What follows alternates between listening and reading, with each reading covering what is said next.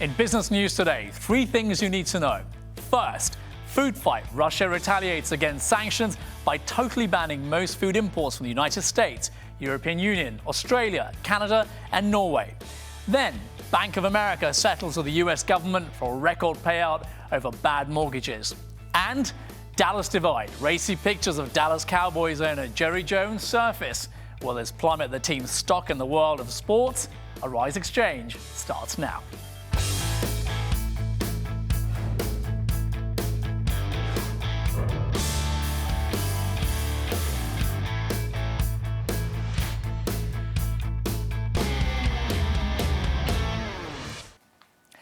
Hello, I'm Akhtar, standing in for Andrew Schmertz. In retaliation for sanctions over the Ukraine, Russia is banning most imports from the West today. A move that is sure to cost farmers billions of dollars in losses and lead to lots of empty shelves in Russia. Well, we'll have more on that in just a moment. But first, more signs today. The US labor market is improving, albeit slowly, but surely, as new applications for unemployment benefits fell last week to this year's second lowest level. Now, the US Labor Department said unemployment benefits decreased by 14,000 to a seasonally adjusted 289,000 for the week ending August the 2nd. Now, let's take a look at how the market responded today.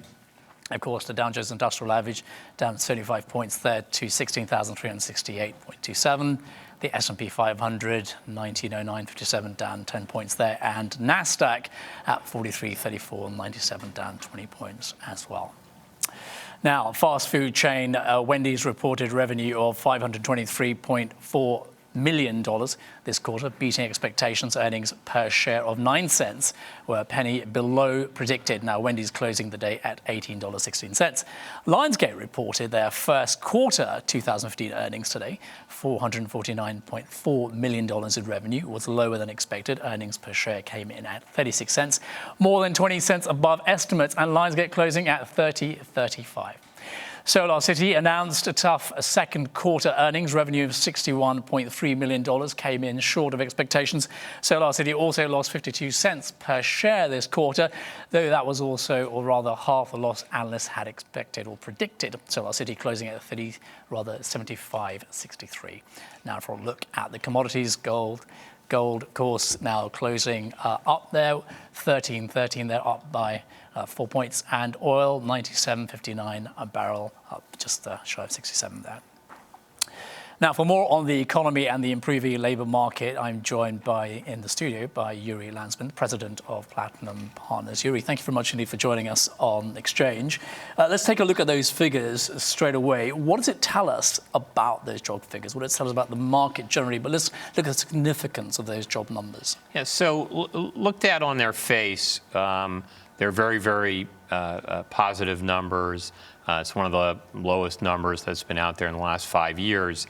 Unfortunately, I think when you delve into it, it may not be as meaningful as it first appears.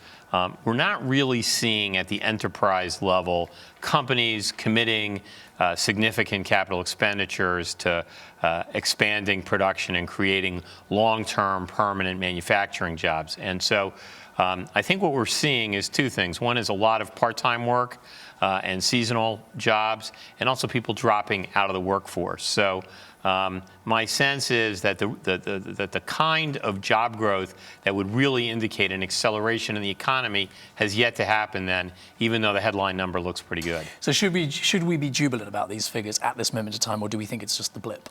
Yeah, so I don't know if they're a blip. I don't think you're going to see the number change that dramatically. I think it's not going to get much better unless we see greater confidence from corporate America in terms of creating really permanent jobs that are going to either be line expansions or producing more of what they produce already, and we haven't seen that yet. Do you think the new numbers out due to the Recovery Act, a stimulus package back in 2009, do you think that's as a result of this? Or you mentioned the fact that it might just be seasonal, but do you think that has any direct impact at all? Yeah, I mean, I think the number wouldn't be as good if it wasn't for that. It definitely is a contributing factor. You know, at this point, how much of the improvement this month came from that, it's probably minimal. But it was certainly a good idea. It's just probably insufficient to create really the kind of robust economy that the stock market seems to be discounting. So we talked about the summer, sort of the figures, just due to the summer. Going forward, looking ahead, what do you think the results will be in the next time we hear job figures being released? Do you think they'll be pretty similar? I think they'll be similar, maybe a tiny bit worse. Just a tiny bit worse. Yeah, I don't think you're going to see a major negative contraction in that number. Let's take a look at the economy. How do you think the economy is going to read into this, most particularly, obviously, investors?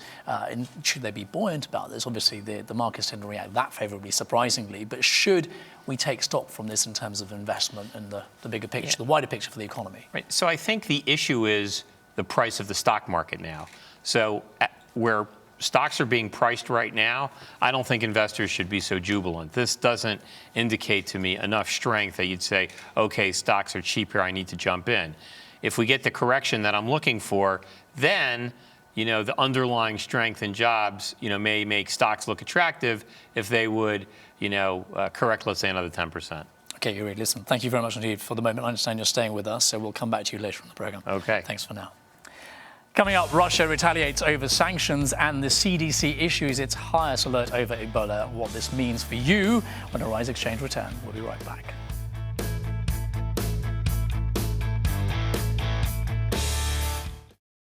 I think that people in America do care about what happens throughout the world. Global warming is probably something that has to be addressed sooner rather than later.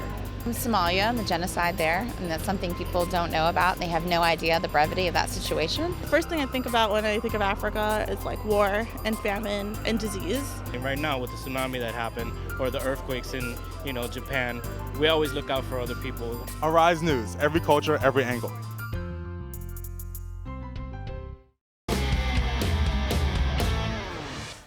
Welcome back to Rise Exchange. In a increasing tit-for-tat tactics between the West and the Kremlin, Russia announced a ban on agricultural products from the US and other Western countries. The move is in retaliation for sanctions over Russia's actions in the Ukraine. Now, Russia.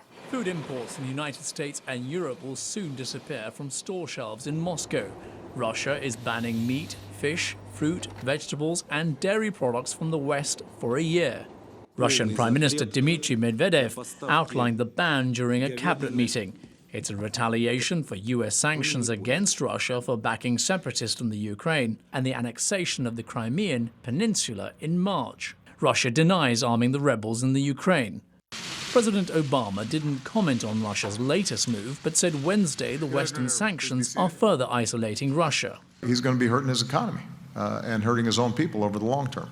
Experts say the year-long food ban will cost Western farmers billions of dollars. What you formerly were exporting, you're not able to export to those countries, then you can see some impacts reach all the way to the local level. Russia imported a little more than $1 billion in food products from the United States last year, a fraction of the US's total global agricultural trade. Experts expect the ban to lead to shortages, price hikes and inflation in Russia, especially in big cities like Moscow, where up to 70% of food is imported. Now, Russia also warned that it's considering banning Western airlines from flying over Russia, which of course would make it much longer to get to Asia. Now, joining us again to talk about these latest developments is, of course, Yuri, who we've had in the studio talking about the jobless figures. Yuri, where is Putin going with all of these sanctions? So tit for tat, we're now seeing it in place. What's Putin up to? Well, I think he is responding, obviously, to what's been done in the West. He wants to show that he's maintaining that he hasn't done anything wrong. They haven't really been involved there. This is really sort of all a kabuki, because what's really important is whether he's going to invade or not. And, it's hard to imagine that he isn't going to. So I believe he's going to invade. And that doesn't make the bans that he announced on food insignificant, but that's going to be a lot more significant. I mean, the markets are, if we're just talking about it from a stock market standpoint, global markets are not going to respond positively to Russian tanks officially rolling across the Ukrainian border. I want to talk to you about the Russian oligarchs and the Russian businessmen inside Putin who are actually talking about trying to put some pressure on him a little bit later on. But you talked about the sanctions going back and forth. It's it's just a small blip, isn't it? Surely, once again, I use that word blip in terms of what the US exports agriculture-wise, well over 140 billion, etc. It's going to make any impact at all. Yeah, it is. I agree with you. It's more of a shot across the bow than anything really significant. I think it roiled. I honestly believe the market traded off this afternoon more on fears of a military flare-up there than on this. This is not helpful, and clearly relations are not good right now. And when you have sort of two of the three superpowers in the world, jawing against each other, that's not such a pleasant backdrop for investors. But I think what really people fear is that sometime in the next month he's going to roll tanks. Well, you've talked about tanks twice now. Do you think from the investor's perspective, and certainly from the economy and global economy as a whole, not just within Europe, do you think that investors are getting ready to do something dramatic or drastic? Are the markets going to react? Because we all know about speculation. Are the markets going to react to that? Do you think they're on tenterhooks? Well, so I've been expecting a major correction for reasons other than geopolitics, and I think the delay has come in part because there hasn't been a catalyst. So this could just be the catalyst that will get investors to kind of do what they really want to do, which is to take profits after 5.5 years of a global market rally and just say, you know what, we kind of want to park it on the sidelines for the rest of the year, at least for a few months anyway. Putin rolling tanks gives us an excuse to do that. Okay, let's move into Russia now. Let's look at what's happening within Russia, the oligarchs. How much further do you think they would allow Putin to carry on with the first round of sanctions, as we've seen, a second round, and particularly, obviously, the people in Russia, are they dreading those queues once again outside the stores? Well, there's an implication in your question, which I agree with, which is that he's a lot more afraid of his own oligarchs than he is of Obama and Merkel and people like that. It's always been fascinating throughout his, I don't know how many years now he's in power, 15 years, probably close to that, to watch the seesaw that is Russian politics between the oligarchs on the one side, he on the other side. This is not a humble man. And, I think he is going to try to stare them down and say, look, let me handle this. At the end of the day, I'm going to take care of you better than you think you can take care of yourself. Do these guys have the power to really topple him? I don't know. Okay, we're going to watch this space. Yuri, for now, thank you very much for joining us. Yuri Landesman there from Platinum Partners. Okay. Thank you. Now, time now for our business ticker. Stories making the headlines across the nation and the world. And as the US housing market continues to recover, the mortgage giant Fannie Mae reported its 10th straight profitable quarter. Of course, that netted $3.7 billion in income from April through to June. Its profit was down 63% from more than $10 billion a year earlier. Now, Fannie Mae will also pay a dividend of $3.7 billion to the US Treasury Department next month, bringing total payments to over $130 billion. It already has paid $166 billion it received from taxpayers. The Republican Party has come out backing businesses like Uber. Now, popular among young voters, the GOP has launched a new campaign to protect alternative taxi services from government regulations. I wonder what the motive is, starting with the pro-Uber petition. Services like Uber, particularly well-liked by young voters in urban areas. Now, a group of voters where Republicans see a lot of room for improvement. And credit cards issued by America's largest retailers could mean big costs for some consumers. A new survey by creditcard.com found that the average annual rate on retail credit cards is more than 23%. That's more than 8% higher than the national average for all credit cards, which is slightly over 15%. And it may be the most expensive car in the world ever auctioned off. A 1962 Ferrari 250 GTO will be put up for sale by the British auction house Bonhams this month. Now, Bonhams won't give an estimate, but Ferrari experts and collectors say it's likely to fetch well over, wait for it, $35 million and could even top $50 million. I don't think I'm going to lose change in my pocket. The current record holder is, of course, Mercedes-Benz racer that sold last July for over $31.5 million. Who has that sort of money? Now, the US Centers for Disease Control and Prevention raised the level of its response to the Ebola outbreak in West Africa to its highest alert status.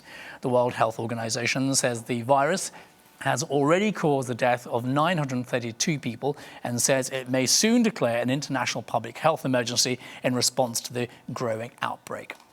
And of course, Jay Stevenson Morrison is Senior Vice President at the Center for Strategic and International Studies and Director of its Global Health Policy Center. And he joins us from DC. Jay, thanks very much for joining us here on Xchange. Thank you. Let's start off with the two patients that were brought into the US and at Emory Atlanta Hospital. And just give us an update, if you can, on their current condition.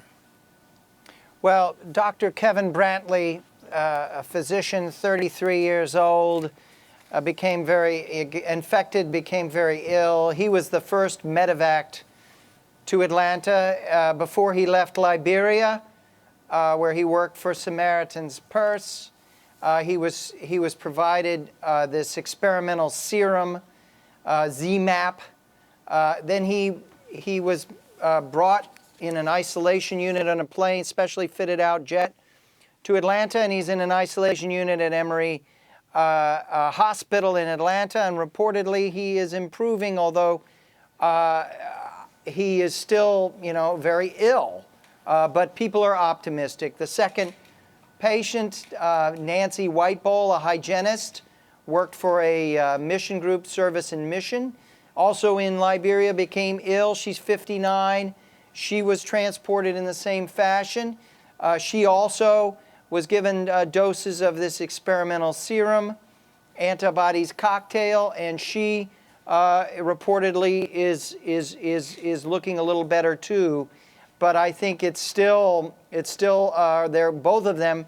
Their conditions are being watched very carefully. Now, I know they've obviously been given a treatment, albeit test serums, if you like. Right. What about the priest in Spain? What can you tell us about that? I think that's the latest European casualty we've heard of so far. Have you heard anything at all? That priest, 75 years old, he's a missionary priest. He has worked there for 50 years. He was engaged in providing care to victims of Ebola, and like many, he was in close contact as a caregiver, and he became infected. He became symptomatic, along with a couple of other Spanish clerics who were working there as missions in providing care. He has been evacuated. The Spanish government sent down a specially fitted out jet and moved him back home, and he's under very similar form of isolation and special care. What they do in these situations is that they provide rehydration, they provide blood transfusions, they provide antibiotics to raise the probability that they will survive. Okay, Jay, let's just come back to New York for the moment. There's been a lot of talk, and Chinese visitors, how these things get out. Can you allay the fears of the American public about how one can contract Ebola? And obviously we've had two patients here. We've had another one in New York, thankfully proven to be negative. But could you allay the fears of the American public? There is good reason to be very vigilant and very concerned in this context. First of all, Ebola is a hemorrhagic fever for which there's no vaccine and there's no cure. It is not transmitted by air. It's transmitted by very close interaction, exchange of body fluids by those who are highly contagious and infected and symptomatic. Right. So the probability of exposure and infection is actually quite low. Yeah. But you need to keep in mind that this unprecedented outbreak in West Africa is in a crisis. It's expanding rapidly, and there is the possibility of someone getting on a plane who is infected but not symptomatic, flying to the gets through screening, comes to a U.S. port of entry, becomes symptomatic and highly contagious. Jay, we have to admit that possibility. Absolutely. Jay, listen, thank you very much. We must leave it there. Unfortunately, we've run out of time. But Jay, thank you so much for joining us in D.C. Thank you. Appreciate it. Thank you. Ahead, find out which bank offers the U.S. government a record settlement over bad mortgages when Arise Xchange returns. Arise News is a different kind of network. We are able to tell our own stories, and we're able to cover stories in a way that other media outlets don't do. We've got world-class journalists, veteran journalists who have been in this industry for decades, not just in front of the camera, but behind the scenes as well. Arise News is a place where we can tell stories in an interesting, factual, inclusive way like no one else in the business can.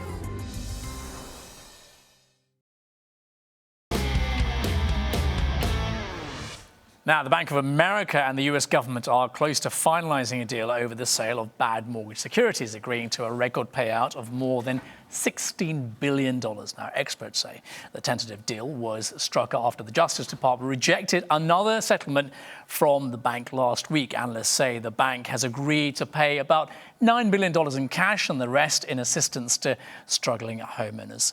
And of course, now housing and mortgage expert Jeff Tanenbaum joins us now with more. Jeff, thank you very much for joining us in the studio.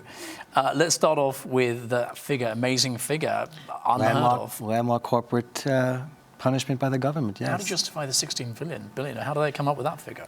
I'm not really sure how they actually comprised it, because the government was at 13 billion, for a while. And then Eric Holder spoke with the bank and said, if you don't meet our demands of 16 to 17 billion, we're going to sue you. And after millions of dollars in legal fees, and this has been going on quite a while, the Bank of America finally acquiesced and said yes. Now, we have to go back to the fact that the government has also gone after Citibank and JP Morgan for less money. 13 billion with JP Morgan. Right. Yep. And the intent was that they have to bear the brunt or a portion of the financial crisis and the real estate crash. That was in 2008. And of course, Bank of America's contention was, well, why should we pick up the debt for Merrill? Because we acquired Merrill after the fact, if you like. But Merrill is a part of their conglomerate, their group, as well as Countrywide, and both did contribute significantly to the overfunding, if you will. There was never a real control on loans before the crisis. In other words, you could get a loan for 150% of the property. This happened where I used to live in Houston, Texas, constantly. The appraisers were sent out by the banks, where now there's a clearinghouse. When you want a loan on a property, you must call the clearinghouse, and they arrange for an independent appraisal of the property. It puts a check and balance on the mortgage situation, as does the credit. There's certain levels of credit that have to be met to afford a purchaser to get a loan. These were never in place prior to the crisis, and obviously it left many in a foreclosure situation or short sale, or more importantly, their credit was adversely affected and they wound up with nothing. No home, bad credit, they can't do anything now. Is this now the end of the matter? Effectively, I suspect I hope it is, and I hope that the money is used to really make inroads in repairing the credit situation and those who lost their homes, helping them in some way. That way, I'm not sure how it'll happen, but I think it should happen. An expensive lesson. Do you think the banking sector have learned anything from this? Time will tell. I think that one asks, well, how is the money going to be funded?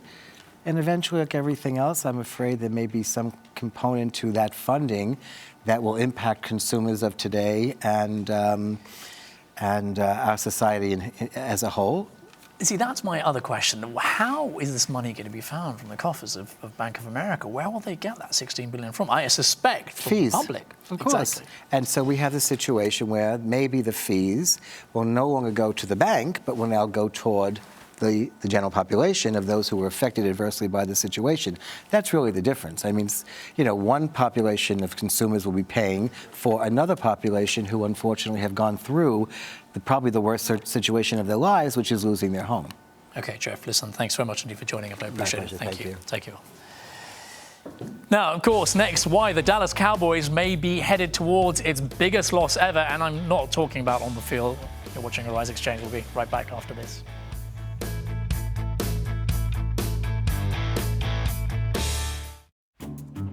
I think news does make people put things in black and white terms just so that they have a dividing line between what their viewers like and dislike. When they see a person of color, they either think that they're not going to do anything, they're either on drugs or they got pregnant at an early age, and I just want to say that that's not true. It tends to reflect more the interests of the upper income people and the upper income interests. Arise News, every culture, every angle.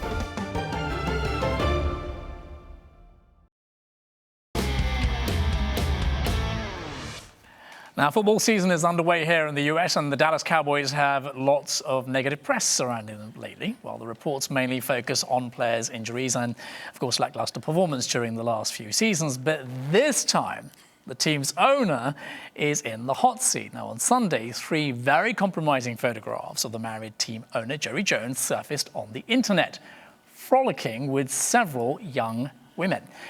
The Dallas Cowboys have a powerful brand built by Jones's hard work, of course, and dedication to the team. So is that now all compromised? Well, let's ask sports analyst and the source writer, Brandon Robson. Thanks very much, Stephen. Brandon, how are you doing? I'm great. Thanks for having me. So what's behind this? What's going on here, this story?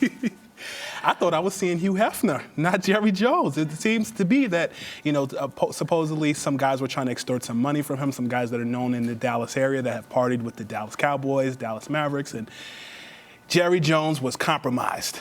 Now, he's been married for 50 years. Yes. Good, solid marriage. He's we promoted understand. Family man, yeah. Absolutely, and he's promoted himself and, of course, the brand itself. Sure.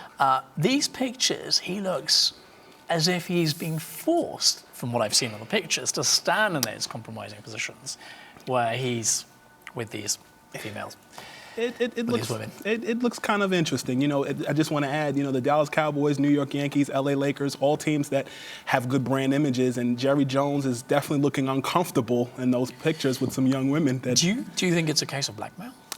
It could be. I analyzed a little bit, talked to some of my football sources, and they said it was a mixture of him just having fun, maybe a little too much fun, or could have been extorted. But I think the Cowboys need to worry more about the football field right now, going 8-8 the last 3 years. What's that going to do for their image, do you think? I don't think much. I think we haven't had much football played yet, and I think once the games are actually played in the next couple of weeks, I think it'll be smooth sailing in the NFC East for the Dallas Cowboys, competing with the Eagles, the Giants, some of the other teams in that league. And what about endorsements, do you think, in the future? How's that going to affect them? I honestly do not think that it'll matter. And to be quite honest with you, if it's not blackmail, I don't think Jerry Jones really has to answer to anybody. Most players have to answer because they're more concerned about image. But I think owners, when they're off the clock, are minding their business. He happens to own the Dallas Cowboys, but he does have a nightlife as well. Unfortunately, him being married, it does compromise the way it looks, the bond between a man and a woman, their vows that they took. So doesn't look good in that aspect. I'm going to go into the Clippers aspect. Sure. Bringing the game into disrepute. And do you think that verges on that and what he's done? You're saying comparing it to LA Clippers? In some respects, well, yes. No, I think you would go a little too far because Donald Sterling had a history of being racist. Jerry Jones has never made racial epithets. He's never spoken negatively about people of color. He just got caught maybe having a little too much to drink. And, with his pants down in this case, literally. Most would argue yes. Okay, or people close to his pants. Close to his pants. All right, that's enough of that. Thanks, Brandon. Thanks very much for joining us. Thank you. I appreciate it.